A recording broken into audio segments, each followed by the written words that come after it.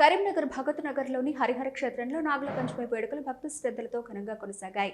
ఉదయం నుంచి మహిళలు పెద్ద సంఖ్యలో ఆలయానికి తరలివచ్చి నాగుల పుట్ట వద్ద పాలు పోసి ప్రత్యేక పూజలు నిర్వహించారు.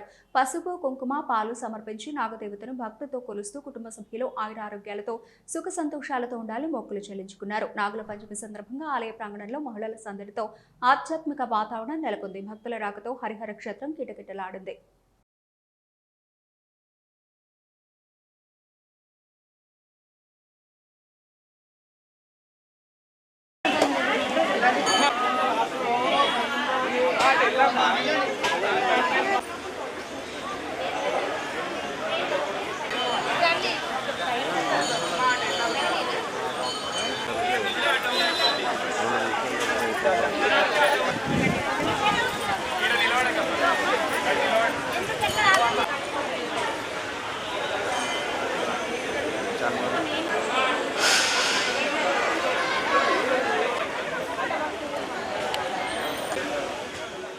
స్వామి శరణమయ్యప్ప. ఓం నమో వెంకటేశాయ నమ. ఓం నమ శివాయ. భక్తులందరికీ నాగుల పంచమి శుభాకాంక్షలు. నాగుల పంచమి సాధారణంగా శ్రావణ మాస శుక్లపక్ష పంచమి రోజున జరుపుకుంటారు. మరి నాగుల పంచమి పూజలు చేయడం ద్వారా కుటుంబానికి ఆరోగ్యం, సుఖశాంతులు, సంతానాభివృద్ధి, సమృద్ధి కలుగుతాయని భక్తులు విశ్వాసంగా ప్రగాఢంగా నమ్మి ఈరోజు భక్తులందరూ ఈ నాగుల పంచమి పూజా కార్యక్రమంలో పాల్గొంటున్నారు.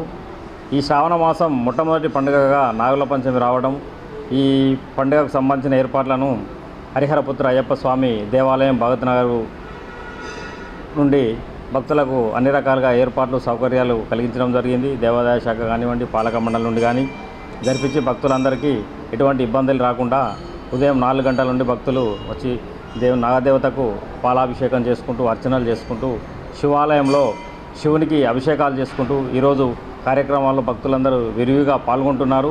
ఇంకా పట్టణానికి సంబంధించిన భక్తులు విరివిగా వచ్చి ఈ పూజా కార్యక్రమంలో పాల్గొనాలని కోరుకుంటూ, శ్రావణ మాసమును పురస్కరించుకొని గత 30-35 సంవత్సరాలుగా మన దగ్గర ప్రారంభ పండుగ నాగదేవతతోటి ప్రారంభం జరుగుతున్నది. మనకు ఈ నాగదేవత విశిష్టత ఏంటిదంటే, రైతులు ఇంతకాలం ఈ సంవత్సరాంతంలో ఎండాకాలంలో ఉన్న దుక్కిని దున్నడానికి వర్షాలు సమృద్ధిగా పడి ఆ పడ్డ తర్వాత విత్తనాలు తల్లి వాటిని మంచిగా రక్షించుకోవడానికి ఆ నీటి పారుదల ఇవన్నీ సక్రమంగా చూడడం మనకు వెనకటి నుంచి ఆనవాయితీగా వస్తున్న సంస్కృతి.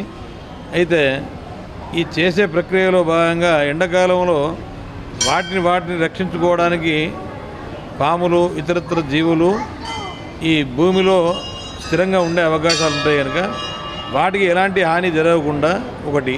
రెండవది, మనం వ్యవసాయ క్షేత్రంలోకి వెళ్ళినప్పుడు వాటి ద్వారా కూడా మనకు ఈ వ్యక్తులకు ఎలాంటి హాని జరగకుండా మనల్ని రక్షించాలి అని చెప్పి వెనకటి నుంచి మనకు పురాతనంగా మనకు వస్తున్న సాంప్రదాయం.